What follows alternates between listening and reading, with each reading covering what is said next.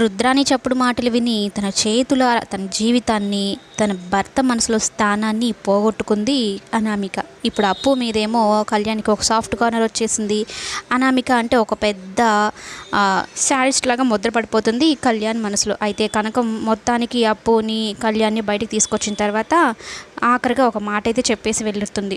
మీ పెద్దరికానికి గౌరవించి వెళ్తున్నాను, అలాగే నా కావ్య జీవితం కూడా మీరు బాగు చేస్తారని నమ్మకంతో వెళ్తున్నాను అన్నట్టు చెప్పేసి వెళ్తుంది. కానీ ఏ హోపు ఇవ్వకుండా ఇందిరాదేవి గారు అయితే ఏం చేయలేని స్థితిలో మౌనంగా ఉండిపోతుంది. అసలు అనామిక ఇంకొకసారి ఇలాంటిది జరిగితే ఇది ఫస్ట్ తప్పుగా వదిలేస్తున్నాము, ఇంకోసారి కానీ జరిగితే భరించే శక్తి మాకు లేదు, క్షమించే శక్తి మాకు లేదు అని చెప్పని అనడంతో అనామికని మరి ఏం చేయమంటారు? ఇప్పుడు రాజ్బావ వేరే ఆమెతో బిడ్డను కని తెస్తే మీరు మౌనంగా ఉన్నారు, రేపు కూడా కళ్యాణ్ అప్పుతో బిడ్డను కని తీసుకొని వస్తే అప్పుడు ఏం చేస్తారు? అప్పుడు కూడా మీరు మౌనంగానే ఉంటారు కదా అని అనడంతో అపర్ణ తలదించేసినట్టు అవుతుంది. అయితే కావ్య ఎదురు తిరుగుతుంది.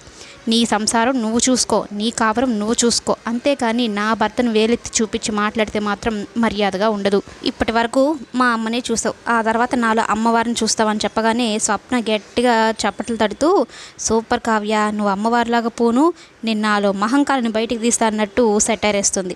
ఇక అపర్ణ ఏం చేస్తుందంటే అందరూ ఒక దారిలో ఉంటే ఒకటి సపరేట్గా ఒక దారిలో ఉంటుంది. అనామికకి సపోర్ట్ చేస్తుంది. అనామికని తప్పు పట్టాల్సిన అవసరం లేదు, ఇంట్లో జరుగుతున్న పరిస్థితుల దృష్టి అని అనామిక అలాంటి నిర్ణయం తీసుకుంది అన్నట్టు తనకే అండగా నిలిచి మాట్లాడుతుంది. మరోవైపు స్వప్న అనామికను ఒక రేంజ్లో ఆడుకుంటూ ఉంటుంది.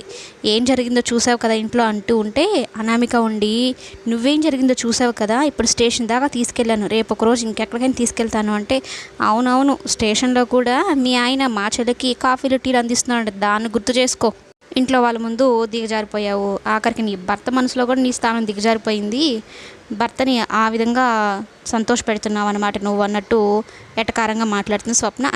ఇంత జరిగిన తర్వాత కూడా అనామిక మారుతుందా అంటే మారదు, ఎందుకంటే అటువంటి క్యారెక్టర్ అనమాట అనామికది.